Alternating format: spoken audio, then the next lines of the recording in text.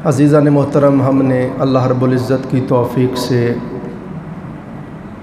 इमाम आज़म अबू हनीफ़ा रज़ी अल्लाह ताला अन्हु सरकार का ज़िक्र शुरू किया। उसमें फिर फ़िक़्ह और इज्तिहाद और अहले सुन्नत व जमात ये चीज़ें दाखिल हो गईं। इंशाअल्लाहुल अज़ीज़ आज हम हज़रत इमाम आज़म अबू हनीफ़ा रज़ी अल्लाह सरकार का फ़िक़ही मुक़ाम और उनकी अज़मत और शान के बारे में भी कुछ अर्ज़ करेंगे और आगे तफसील के साथ हज़रत इमाम आज़म अबू हनीफ़ा रज़ी अल्लाह ताला अन्हु सरकार का ज़ुहद और तक़वा, इन चीज़ों के ऊपर हम तफसील के साथ पढ़ेंगे। मगर आज मैं यहाँ से गुफ्तगू शुरू कर रहा हूँ जहाँ मैंने पिछले जुमअतुल मुबारक पे गुफ्तगू को ख़त्म किया था। मैंने आपकी खिदमत में नहायत अदब से अर्ज़ किया कि हम फ़िरक़ा नहीं हैं। पिछले जुमे मैंने आपके सामने समझे दावा किया था। आज उसके ऊपर मैं आपकी खिदमत में दलाइल पेश कर रहा हूँ ताकि ये सबक सारों को याद हो जाए।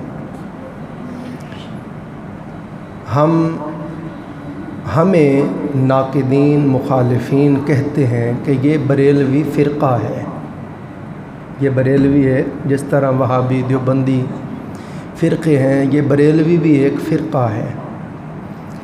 मैंने आपकी खिदमत में नहायत अदब से अर्ज़ किया कि हम आला हज़रत रज़ी अल्लाह ताला अन्हु से अपनी जान से बढ़कर मोहब्बत करते हैं।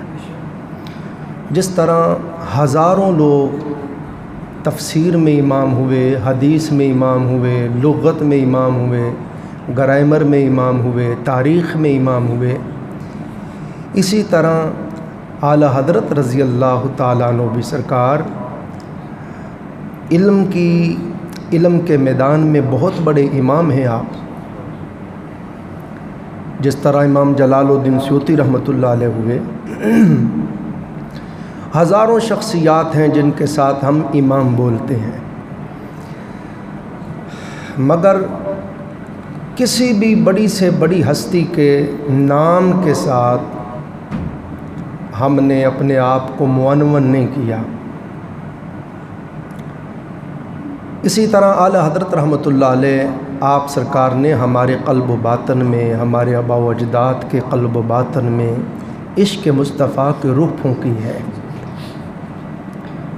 ये जो सबक है, करूँ तेरे नाम पे जान फ़िदा, एक जान नहीं दो जहां फ़िदा, दो जहां से भी नहीं जी भरा, करूँ क्या करोड़ों जहां नहीं। ये सबक आला हज़रत सरकार ने ही पढ़ाया है। मगर मैं कहना ये चाहता हूँ कि नाक़िदीन मुखालिफीन हमें कहते हैं ये बरेलवी हैं। हम बरेलवी नहीं हैं, हम सुन्नी हनफी हैं। हम सुन्नी हनफी हैं, अहले सुन्नत व जमात हैं और फ़िक़ही एतबार से हम हनफी हैं। जिस तरह बाकी सारे बुज़ुर्गों से, बाकी सब आइम्मा से, बाकी सब हस्तियों से हम अक़ीदत रखते हैं, मोहब्बत करते हैं, उनसे इल्म लेते हैं, रहनुमाई लेते हैं, उसी तरह आला हज़रत रज़ी अल्लाह ताला अन्हु से भी हम रहनुमाई लेते हैं, इल्म लेते हैं, फैज़ लेते हैं, बरकत लेते हैं। मगर हम बरेलवी नहीं हैं।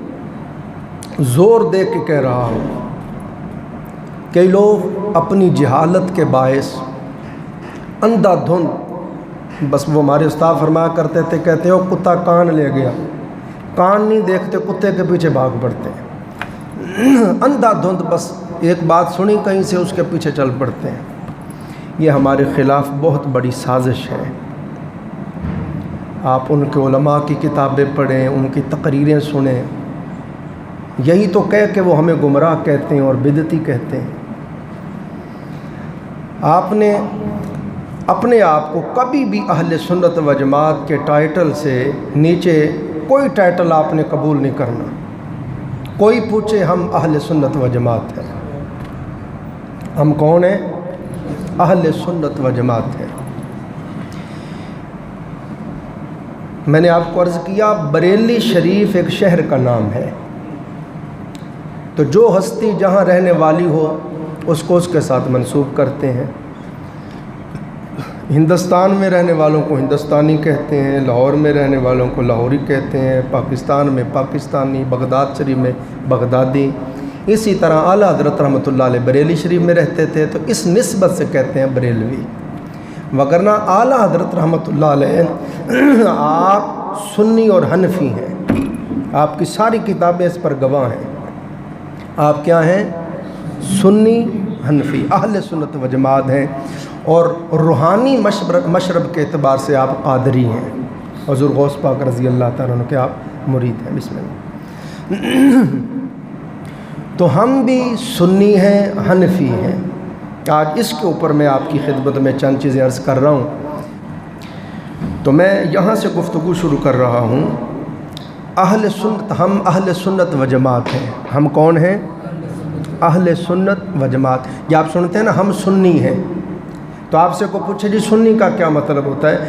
آپ کہیں گے حضور کی سنت پہ چلنے والا۔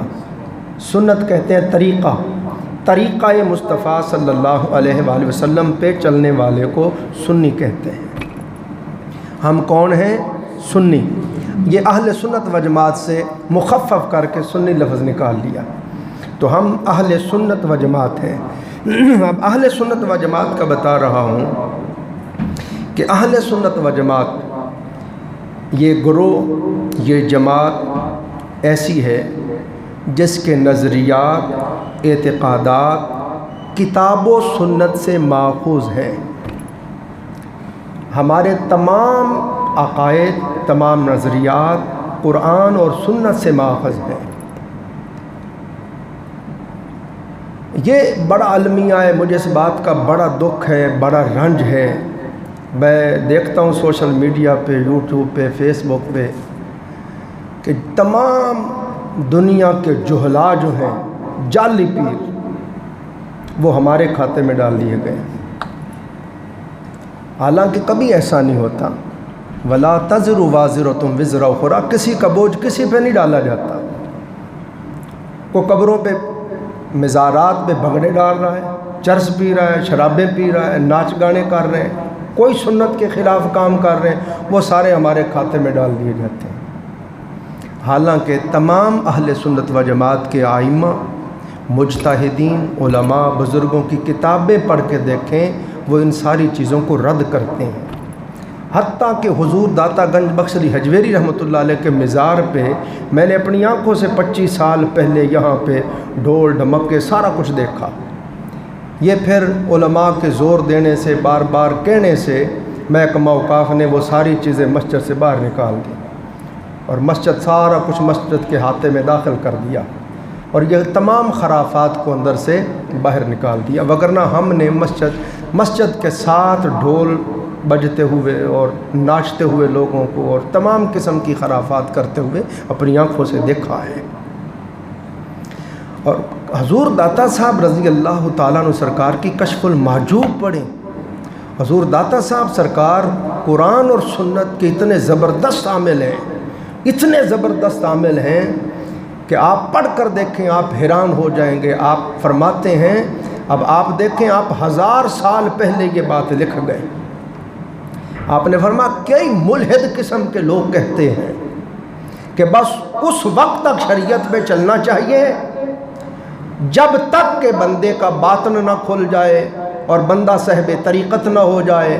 جب صاحب طریقت ہو جائے پھر شریعت کی ضرورت نہیں رہتی، پھر نماز کی، روزے کی ضرورت نہیں۔ حضور داتا صاحب رضی اللہ تعالیٰ عنہ فرماتے ہیں جو ایسا کہتا ہے وہ ملعون ہے، وہ جھوٹا ہے۔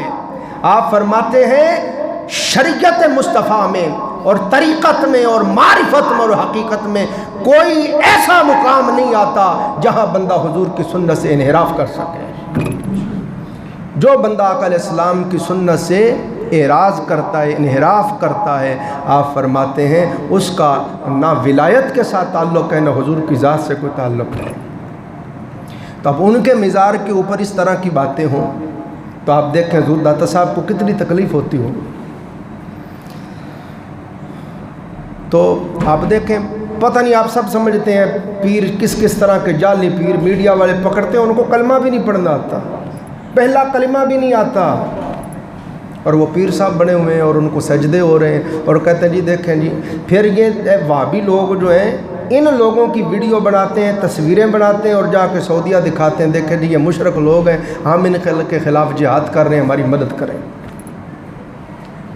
وہ پروف دیتے ہیں، ہاں جی، یا وہ ڈنڈی مارتے ہیں، جھوٹ بولتے ہیں، حالانکہ ہمارے کسی بزرگ نے، کسی عالم نے ان میں سے کسی چیز کی اجازت نہیں دی ہے۔ تو اہل سنت و جماعت، ہم اہل سنت و جماعت ہیں، ہمارے تمام اعتقادات، نظریات قرآن و سنت سے ماخذ ہیں، کوئی بھی ایسی چیز نہیں۔ اس کے اوپر میں انشاءاللہ آگے جا کے تفصیل سے بات کروں گا۔ جتنی بھی چیزیں ہم کرتے ہیں، میلاد شریف ہو گیا، لوگ کہتے ہیں، اس طرح کی چیزوں کو تفصیل کے ساتھ آپ کی خدمت میں عرض کروں گا۔ یہ قرآن اور سنت کے ساتھ یعنی ان کا انحراف نہیں ہے، بلکہ سب کچھ قرآن اور سنت سے ماخذ ہے۔ جو چیز قرآن اور سنت سے ماخذ نہ ہو، حضور علیہ السلام کی سنت کے ساتھ ٹکرائے، وہ عمل اللہ کے حضور قبول نہیں ہے۔ وہی سنی ہے، وہی اہل سنت ہے جو حضور کے طریقے پہ چلے۔ ان ساری چیزوں کا انشاءاللہ آگے ہم تفصیل سے پڑھیں گے۔ تو یہاں یہ عرض کر رہا ہوں کہ صحابہ کرام رضوان اللہ علیہم اجمعین اور تمام سلف صالحین سب کا عقیدہ و ایمان یہی تھا الحمدللہ جو ہمارا ہے، اور رسول اللہ علیہ السلام نے اسی چیز کو اپنانے کا حکم دیا۔ حضرت امام مالک بن انس رضی اللہ تعالیٰ عنہ فرماتے ہیں، حضور نبی اکرم صلی اللہ علیہ وآلہ وسلم نے فرمایا، ترکت فیکم امرین لن تدلوا ما تمسکتم بہما کتاب اللہ و سنت رسول۔ آقا علیہ السلام نے ارشاد فرمایا میں نے تمہارے پاس دو چیزیں چھوڑی ہیں۔ یہ آقا علیہ السلام کا فرمان بتا رہا ہوں۔ سرکار نے فرمایا میں نے تمہارے پاس دو چیزیں چھوڑی ہیں، فرمایا تم ہرگز گمراہ نہیں ہوگے جب تک ان دونوں کو پکڑے رکھو گے، ان پر عمل کرو گے، ایک کتاب اللہ اور ایک اس کے رسول کی سنت۔ یہ آقا علیہ السلام نے خود فرما دیا۔ اسی طرح آقا علیہ السلام نے پھر ایک اور حدیث پاک میں آتا ہے، آقا علیہ السلام نے فرمایا میرے بعد تم میں بہت اختلافات ہوں گے، بہت تم اختلافات دیکھو گے، مگر جب بہت فرقے، بہت گروہ، بہت اختلاف ہو جائیں تو میں تمہیں کہتا ہوں، حکم دیتا ہوں، علیکم بسنتی وسنت الخلفاء الراشدین المہدیین۔ آقا علیہ السلام نے فرمایا بہت گروہ ہو جائیں، بہت فرقے ہو جائیں تو میں تمہیں آرڈر دے رہا ہوں ایسی صورت میں تم میرے طریقے پہ رہنا اور میرے خلفاء راشدین کے طریقے پہ رہنا۔ یہ آقا علیہ السلام نے خود فرمایا۔ اسی طرح پھر حدیث پاک میں آتا ہے، تمام صحابہ کرام رضوان اللہ علیہم اجمعین، سلف صالحین اور یہ سارے کے سارے لوگ سواد اعظم کے ساتھ رہنے والے تھے۔ سواد اعظم کہتے بڑی جماعت، اہل سنت و جماعت یہ سب سے بڑی جماعت ہے اور یہ سواد اعظم ہے۔ اور آقا علیہ السلام نے حکم فرمایا، سرکار پاک نے فرمایا اتبعوا السواد الاعظم فانہ من شذ شذ فی النار۔ جناب پاک نے فرمایا سواد اعظم کی پیروی کرو، جو مسلمانوں کی اس بڑی جماعت سے علیحدہ ہوا بس وہ دوزخ میں ڈال دیا گیا۔ حضور حکم فرما گئے کہ جب بڑے گروہ بن جائیں، بڑی جماعتیں بن جائیں تو میں تمہیں حکم دیتا ہوں میری امت میں جو بڑا گروہ ہو، بڑی جماعت ہو، اس کے ساتھ جڑ کے رہنا۔ اسی طرح آقا علیہ السلام نے ارشاد فرمایا بے شک اللہ میری امت کو گمراہی پر جمع نہیں فرمائے گا، یعنی من حیث القوم کہ ساری کی ساری امت گمراہ ہو جائے، ایسا نہیں ہوگا۔ فرمایا اللہ کا دست رحمت و حفاظت جماعت پر ہے، اور جو مسلمانوں کی اس بڑی جماعت سے علیحدہ ہوا بس وہ دوزخ میں ڈال دیا جائے گا۔ تو بار بار آقا علیہ السلام کے یہی فرمودات سنا رہا ہوں کہ آقا علیہ السلام نے فرمایا جماعت کے ساتھ رہنا، سواد اعظم کے ساتھ رہنا، چھوٹے چھوٹے فرقوں میں نہ بٹنا۔ پھر اس پر مزید سرور دو جہاں صلی اللہ علیہ وسلم نے دو ٹوک فرمایا۔ سرکار نے فرمایا شیطان انسان کے ساتھ بھیڑیے کی طرح ہے، کمال بات میرے آقا نے فرمائی. فرمایا جس طرح بکریوں کا ریوڑ ہو، بکریوں کا ایک جھنڈ ایک ریوڑ ہو، اکٹھی بکریاں جا رہی ہوں، فرمایا جو بکری ریوڑ کو چھوڑ کے الگ ہو جائے اور ریوڑ کو چھوڑ کے دور دور رہے، جدا جدا رہے، دور دور رہے، فرمایا بھیڑیا اس کو شکار کر لیتا ہے، بھیڑیا اسے پھاڑ دیتا ہے، کھا جاتا ہے. فرمایا ایسے ہی تمہیں کہہ رہا ہوں، جو کوئی جماعت کے ساتھ رہے گا وہ محفوظ و مامون رہے گا، جو جماعت سے کٹ جائے گا، جدا ہو جائے گا، الگ ہو جائے گا، دور ہو جائے گا، شیطان اسے لوٹ لے گا، گمراہ کر دے گا. یہ والی جماعت سنتے جائیں، یہ صحابہ کے طریقے کی جماعت ہے. اسی طریقے پر تاجدار کائنات صلی اللہ علیہ وسلم خود رہے، اور جو حضور نے طریقہ عطا فرمایا اسی پر حضور کے صحابہ رہے، اسی پر تابعین، تبع تابعین، سلف صالح سب لوگ رہے، اور ہمیشہ سے امت اہل سنت و جماعت تھی. کیا تھی؟ یہ سارے نام اب جا کے بنے، وہابی، دیوبندی، یہ وہ سارے نام اب بنے، 100 سال 150 سال 200 سال ہوا، وگرنہ ہمیشہ سے امت کا نام کیا تھا؟ اہل سنت و جماعت. خارجی شیعہ آپ سنتے ہیں، یہ بھی حضرت مولا علی شیر خدا رضی اللہ تعالیٰ کے ساتھ جو اختلاف کر کے آپ کو چھوڑ کے چلے گئے وہ خارجی ہو گئے، جو آپ کے ساتھ رہے وہ شیعہ ہو گئے. تو عزیزان محترم، سرور دو جہاں صلی اللہ علیہ وآلہ وسلم نے حکم دیا، فرما جماعت کے ساتھ رہنا، فرقوں میں نہ بٹنا. پھر مزید میرے آقا نے 2 ٹوک فرمایا. آقا علیہ السلام نے فرمایا بنی اسرائیل میں 72 فرقے ہوئے. کتنے ہوئے؟ 72 فرقے ہوئے. میری امت میں حضور نے فرمایا 73 فرقے ہوں گے. اور آقا علیہ السلام نے ارشاد فرمایا سوائے ایک مذہب اور ملت کے باقی 72 کے 72 دوزخ میں جائیں گے. صحابہ اکرام رضوان اللہ علیہ مجمعین نے عرض کی یا رسول اللہ وہ جو گروہ نجات پائے گا اس کا نام کیا ہے؟ ان کے اعمال کیسے ہوں گے؟ وہ کیسے لوگ ہوں گے؟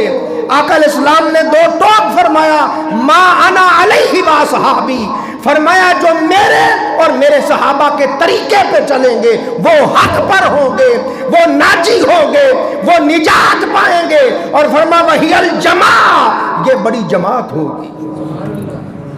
باقی آقا علیہ السلام نے فرمایا جتنے فرقے گروہ بنیں گے 72 بنیں گے، فرمایا وہ سارے کے سارے جہنم میں جائیں گے. ایک فرقہ جو ناجی ہوگا، نجات پائے گا، اس کا نام اہل سنت و جماعت ہے، وہ میرے اور میرے صحابہ کے طریقے پر ہوگا. بڑی معذرت کے ساتھ عرض کر رہا ہوں، توجہ کے ساتھ ان چیزوں کو سنا کریں اور اس کے اوپر عمل کرنے کی کوشش کریں. جتنی فروعات خرافات داخل ہوگی ان کو ہٹائیں. جب دوسرے مسلک کے لوگ اس طرح کی باتیں سناتے ہیں، حدیثیں سناتے ہیں، اور پھر ہمارے لوگوں کی جو فروعات خرافات داخل کر لی ہیں اور قرآن کے سامنے کہتے ہیں اس کو ثابت کرو، کر نہیں سکتے، تو پھر کئی پھسل جاتے ہیں، کئی وہابی ہو جاتے ہیں، کئی دیوبندی ہو جاتے ہیں. تو آپ خود سے ان چیزوں کو کیوں ختم نہیں کرتے؟ حضور اللہ رب العزت نے خود، رب ذوالجلال نے، ہمارا رب، ہمارا معبود، ہمارا الہ، ہمارا خالق، ہمارا مالک، اس نے خود بتا دیا ہے. اس نے فرمایا فاتبعونی، بس میرے محبوب کی اتباع کرو.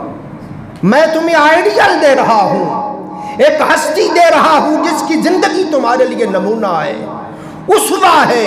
بس میرے حبیب کے اسوے پہ چلتے جانا، ہر عمل میرے محبوب کی ادا کے مطابق کرتے جانا. وہ تو محبوب ہے ہی، بس جاؤ تم بھی محبوب ہو جاؤ. اور تیسری بات ہی کوئی نہیں ہے. حضور علیہ السلام کی اتباع کرنے کا ہمیں حکم ہے.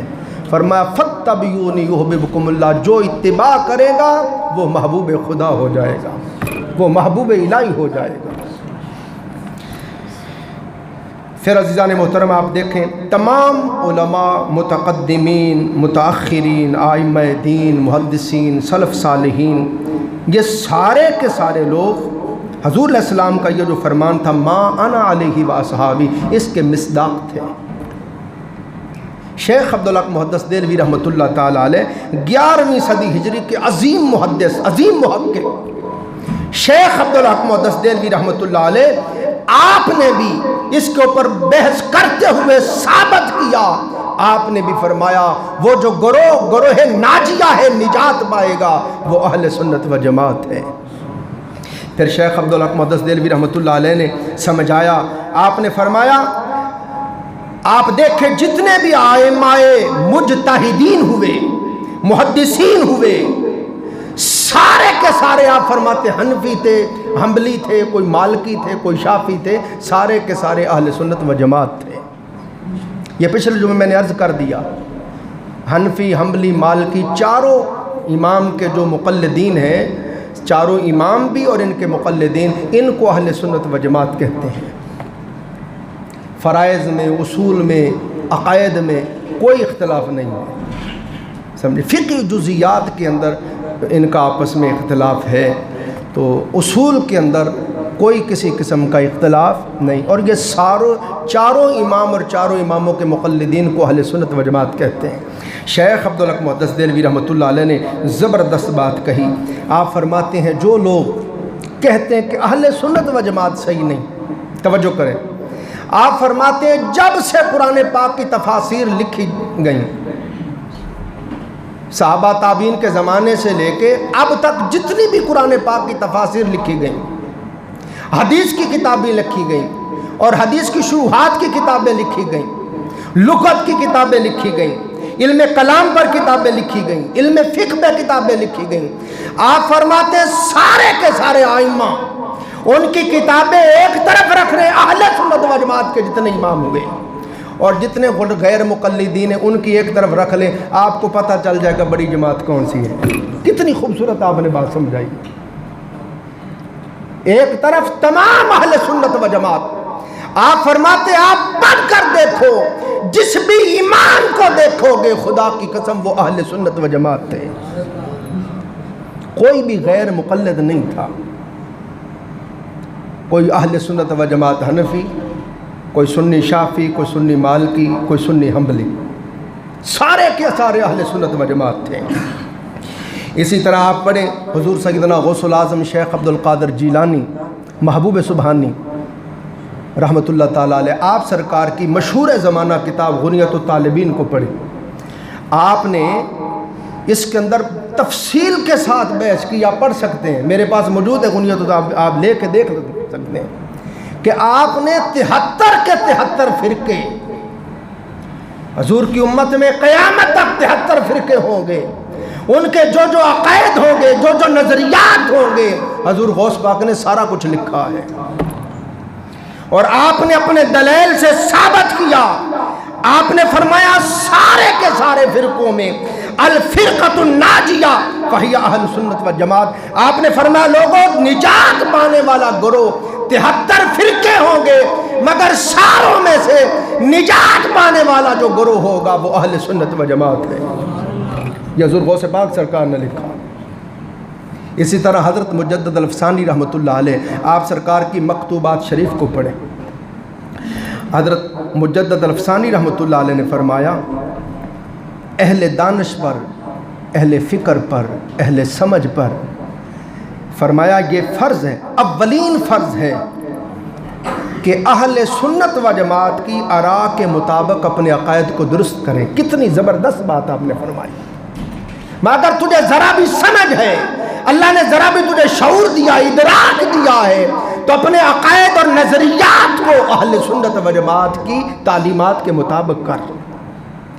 اور اس کے بعد آپ نے فرمایا یاد رکھو ناجی گروہ، نجات پانے والا گروہ اور جماعت اگر کوئی ہے تو وہ اہل سنت و جماعت ہے۔ یہ حضرت مجدد الافسانی رحمۃ اللہ علیہ نے مکتوبات شریف میں۔ پھر آپ سرکار نے فرمایا مذہب اہل سنت و جماعت، مذہب اہل سنت و جماعت کی مخالفت ابدی مار کر سرمدی عذاب میں پہنچانے والا زہر قاتل ہے۔ فرما عمل میں کوتاہی، سستی اگر ہو تو بخشش کی امید ہے۔ توجہ کریں کتنی زبردست بات مجدد پاک نے فرمائی۔ آپ نے فرمایا لوگوں اگر عمل کے اندر سستی ہے، کاہلی ہے، کوتاہی ہے، کمی کجی ہے تو فرماتے ہیں بخشش کی امید ہے، مگر اگر عقیدہ نا درست ہے تو بخشش کی امید ہی نہیں ہے۔ اس لیے زور دے رہا ہوں، پہلے اپنے عقائد نظریات کو اہل سنت و جماعت کی عقائد و نظریات کے عین مطابق کرو، اور پھر اس کے بعد اس کے مطابق عمل کرو، نجات پا جاؤ۔ یہ حضرت مجدد الفسانی رحمۃ اللہ تعالی علیہ آپ نے فرمایا۔ اس لیے میں نے اس کے اوپر تھوڑی بات کی کہ ہم بریلوی نہیں ہیں، ہم کیا؟ ہم اہل سنت و جماعت ہیں۔ اور یہ اس طرح بھی آپ سمجھے، میں نے اس پر اس لیے بھی بات کی کہ میں نے اعلیٰ حضرت رحمۃ اللہ علیہ کے پوتے ہیں اختر رضا صاحب، ہاں جی نواسے، تو میں نے ان کا خود انٹرویو سنا، سوشل میڈیا پہ موجود ہے۔ ان سے سوال ہوا کہ جی آپ رضا خانی ہیں، یعنی احمد رضا خان بریلوی رحمۃ اللہ علیہ کو ماننے والوں کو رضا خانی بھی کہتے ہیں، آپ بریلوی ہیں؟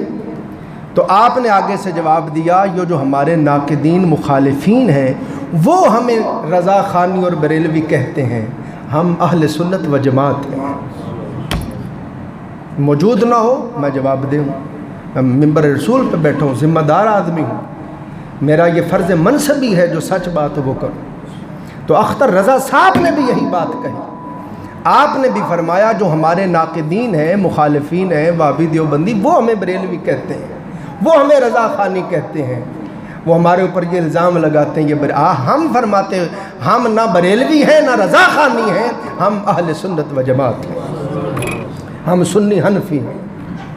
اس لیے میں نے چاہا کہ اس کے اوپر تھوڑی بات کروں کہ تاکہ ہمارے لوگوں کو ان چیزوں کا پتہ چلے۔ میں امید کرتا ہوں دیکھیں ہمارے کتنے دوست ہیں ان کو یہی نہیں پتہ سنی کسے کہتے ہیں، آج اس کا پتہ چلا ہوگا۔ حنفی ہمیں کیوں کہتے ہیں، ان چیزوں کا آپ کو پتہ چل رہا ہوگا۔ ہم مقلد کیوں ہیں، ان چیزوں کی آپ کو سمجھ آ رہی ہوگی۔ اس کے اوپر انشاءاللہ ہم آگے مزید تفصیل سے پڑھتے جائیں گے۔ یہ تھوڑا 2-4 منٹ ہیں، 2 منٹ حضور امام اعظم ابو حنیفہ رضی اللہ کا 1 منٹ ذکر کر لوں برکت کے لیے، پھر آگے انشاءاللہ اس پر ہم اگلے جمعے تفصیل کے ساتھ پڑھیں گے۔ حضرت امام اعظم ابو حنیفہ رضی اللہ تعالیٰ عنہ سرکار کا تذکرہ کر رہے ہیں۔ آپ امام الائمہ ہیں، آپ اماموں کے امام ہیں، آپ امام الفقہ ہیں، آپ فقہ کے امام ہیں، آپ امام الائمہ فی الحدیث ہیں، آپ حدیث کے بھی امام ہیں۔ آپ سنیں گے میں انشاءاللہ میرے امام ہیں، میں امید کرتا ہوں اللہ تعالیٰ مجھے آپ کی شفاعت نصیب کرے گا۔ میں آپ کا بہت ذکر کرتا ہوں، مجھے اللہ تعالیٰ کی طرف سے آپ سے بہت محبت ہے۔ آپ سنیں گے میں آپ کو سناؤں گا میرے امام کے تقوی کا عالم کیا تھا، زہد کا عالم کیا تھا۔ بس یہ ایک بات کہہ کے ختم کر رہا ہوں کہ حضرت امام اعظم ابو حنیفہ رضی اللہ تعالیٰ عنہ سرکار کو اللہ رب العزت نے، جہاں آپ سرکار کی شخصیت کے بہت پہلو ہیں، بہت گوشے ہیں، بہت گوشے ہیں آپ سرکار کی سیرت کے، ان میں سے ایک گوشہ آپ سرکار کی سیرت کا یہ بھی ہے کہ حافظ ابن حجر عسقلانی رحمۃ اللہ علیہ فرماتے ہیں کہ شام میں حضرت امام اوزائی رحمۃ اللہ علیہ، بصرہ میں حماد بن زید اور حماد بن سلمہ، کوفہ میں سفیان ثوری، مدینہ میں امام مالک، یہ لوگ فقہ و اجتہاد کے آفتاب، آپ فرماتے ہیں یہ سارے کے سارے حضرت امام اعظم ابو حنیفہ کے معاصرین تھے، آپ کے ہم مسر تھے، آپ کے ہم زمانہ تھے، مگر فرماتے ہیں یہ جتنے بھی لوگ فقہ و اجتہاد کے آفتاب اور مہتاب تھے، یہ سارے کے سارے حضرت امام اعظم ابو حنیفہ رضی اللہ کی اس شان کو نہیں پہنچ سکتے، اس شرف کو نہیں پہنچ سکتے۔ یہ فقیہ بھی تھے، مجتہد بھی تھے، مگر امام اعظم ابو حنیفہ کا یہ رتبہ، یہ شان، وہ والا مقام اور شان ہے کہ آپ کو اللہ نے اس شان سے متصف کیا کہ آپ کی ملاقات حضور کے صحابہ سے ہوئی ہے۔